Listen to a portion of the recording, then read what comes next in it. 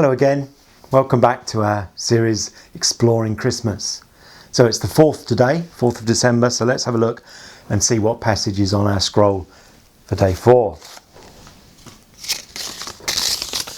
Well, we're not in Genesis anymore, we're in Deuteronomy now.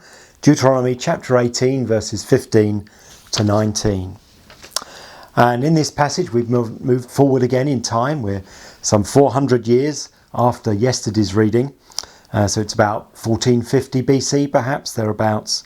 And Moses is speaking the words that I'm going to read from our passage today.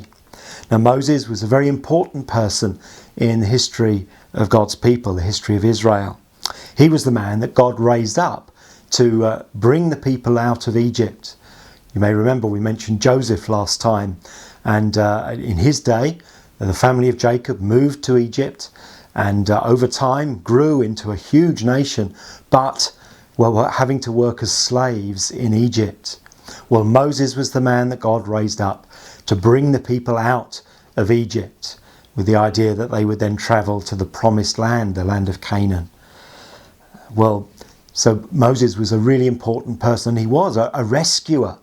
But was he the rescuer that God had promised all the way back in Genesis 3? Well, let me read these words and we'll see that no, actually he's not the one that was promised overall. The Lord your God, this is Moses speaking to the people, the Lord your God will raise up for you a prophet like me from among your own brothers. You must listen to him. For this is what you asked of the Lord your God at Horeb on the day of the assembly, when you said, let us not hear the voice of the Lord our God, nor see his great fire any more, or we will die. The Lord said to me, what they say is good. I will raise up for them a prophet like you from among their brothers. I will put my words in his mouth, and he will tell them everything I command him. If anyone does not listen to my words that the prophet speaks in my name, I myself will call him to account. So the Lord had shown Moses that someone else would come who was, as he said, a prophet like him. And a prophet was someone who would speak the words of God. And as the Lord describes there to Moses, I'll give him the words to say and he will say everything I command him to say. So the rescuer promised in Genesis 3 wasn't Moses, although he did rescue the people from Egypt, but an even greater rescuer was promised. One who would be a prophet, that is, one who would speak the very words of God.